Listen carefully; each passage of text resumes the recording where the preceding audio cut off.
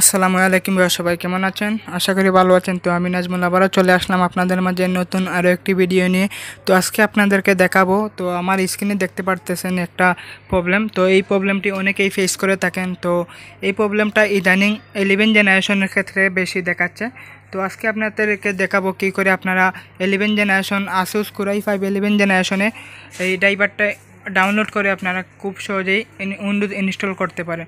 তো ভিডিওটি শুরু করার আগে এখনও যারা আমার চ্যানেলটিকে সাবস্ক্রাইব করেন না, এখনই সাবস্ক্রাইব করে নিন আর পাশে থাকা বেল আইকনটি বাজিয়ে রাখুন, যাতে করে আমরা ভিডিও আপলোড করার সাথে সাথেই আপনারা সবার আগে পেয়ে যান।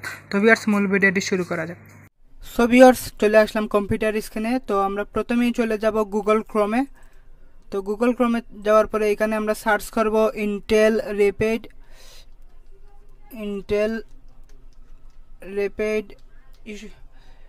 র্যাপিড স্টোরেজ টেকনোলজি, এইটা সার্চ করব আমরা।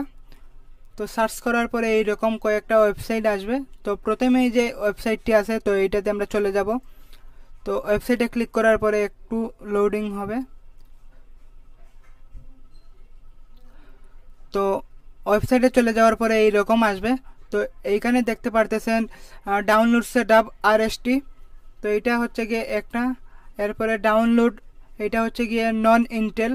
তো ইন্টেল বাদে যেগুলো AMD ম্যাকবুক এগুলো দিতে হলে আপনারা এইটা দিবেন।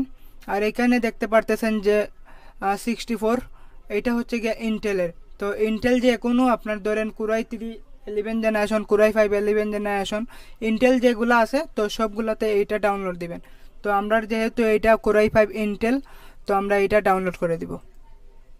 তো ডাউনলোডে ক্লিক করার পরে একটু সময় লাগবে। তো ডাউনলোড হয়ে গেছে। তো ডাউনলোড হয়ে যাওয়ার পরে আমরা চলে যাব ফাইলে। তো ফাইলে চলে যাওয়ার পরে এইটাতে আমরা এক্সট্রাক্ট করে নিব ফাইলটি। তো এটা যেহেতু জিপ ফাইল, আমরা এইটা আনজিপ করে নিব।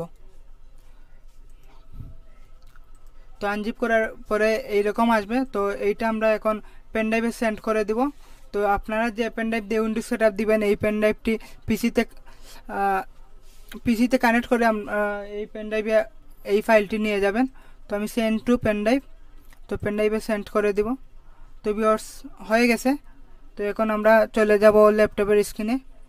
সো ভিউয়ার্স, চলে আসলাম ল্যাপটপের স্ক্রিনে আসার পরে এখন আমরা চলে যাব লোড ড্রাইভারে চলে যাওয়ার পরে এখন আমরা ব্রাউজে ক্লিক করব। ব্রাউজে ক্লিক করার পরে এখন আমরা চলে যাব পেনড্রাইভের ভিতরে।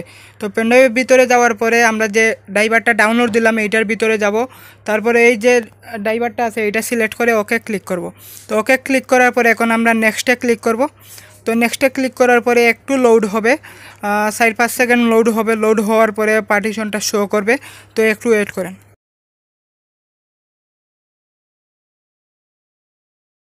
তো ভিউয়ার্স, দেখতে পারতেছেন পার্টিশনটি শো করছে। তো এখন আমরা পার্টিশনগুলো ডিলিট দিয়ে আমরা উইন্ডোজ সেটআপ দিয়ে দিব।